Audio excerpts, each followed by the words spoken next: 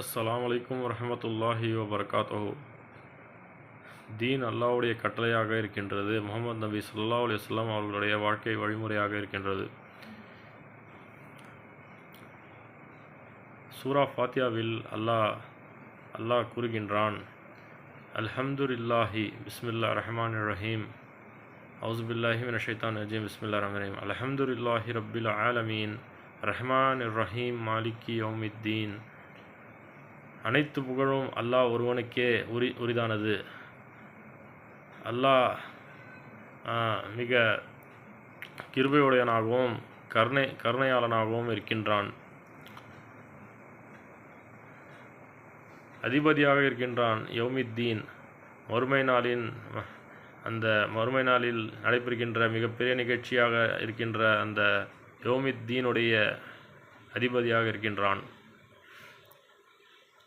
மறுமை நாள் வரும் முன்னே மஹ்ஷர் மைதானத்தில் மனிதர்கள் அனைவர்களும் எழுப்பப்படுவார்கள். அந்த நேரத்தில் அல்லாஹ் அனைவர்களுக்கும்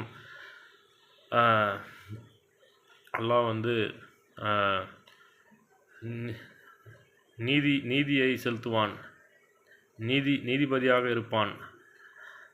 ஆக இய்யாக்க நஅபுது வ இய்யாக்க நஸ்தஈன், அல்லாஹ்வை கொண்டே நாம் உதவி தேட வேண்டும், அல்லாஹ்வையே நாம் வணங்க வேண்டும், அல்லாஹ்வின் மீதே நாம் தவக்குல் வைக்க வேண்டும்.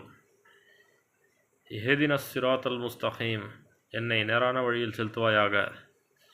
சிராத்தல் லஸீன அன்அம்த அலைஹிம் கைரில் மக்ஸூபி அலைஹிம் வலத்தால்லீன், அது தவறான வழியில் சென்றவர்களுடைய வழியும் அல்ல, உன்னுடைய கோபத்துக்கு உள்ளானவர்களுடைய வழியும் அல்ல என்று நாம் இந்த சூரா ஃபாத்தியாவை அனைத்து தொழுகையிலும் நாம் ஓதுகின்றோம். இதற்கு அர்த்தம் என்ன? இறைவனை நாம் தேட வேண்டும், இறைவனை நாம் புகழ வேண்டும், இறைவனை நாம் வணங்க வேண்டும், இறைவன் மூலமாக உதவி தேட வேண்டும். என்னை நேரான வழியில் செலுத்துவாயாக, என்னை நல்ல வழியில் செலுத்துவாயாக என்று நாம் அல்லாஹ்விடம் துவா கேட்கின்றோம். ஒரு துவாவாக இருக்கின்றது இது தொழுகையில். ஆக இந்த துவா எதற்கு கேட்கின்றோம்? ஒரு மனிதன் இறைவனை தேடுவதற்கு அத்தாட்சியின் மூலமாக தேட வேண்டும் என்று நான் கூறினேன். ஆக இறைவனை அத்தாட்சியின் மூலம் எதற்காக தேட வேண்டும்? நாம் சம்பாதிக்கின்ற பணம், உண்ணுகின்ற உணவு அனைத்தும் ஹலாலாக இருக்க வேண்டும். ஒரு தாய் தந்தை தன்னுடைய பிள்ளையை எப்படி ஹலாலாக உணவை தேடி வளர்க்கின்றாலோ அதன்படியே அவர்களுடைய பிள்ளைகளும் வளருவார்கள். அதன்படியே அந்த பிள்ளையும் அந்த தாய்க்கு துவா செய்வான். ஆகவே ஒரு தாய் தந்தை தன்னுடைய உழைப்பின் மூலமாக தன்னுடைய பிள்ளைகளை நேரான வழியில், நேரான பாதையில் செலுத்துவதற்காக முயற்சி செய்வோமாக. குர்ஆனை கற்றுக் கொடுப்போமாக, அல்லாஹ்வுடைய தீனை கற்றுக்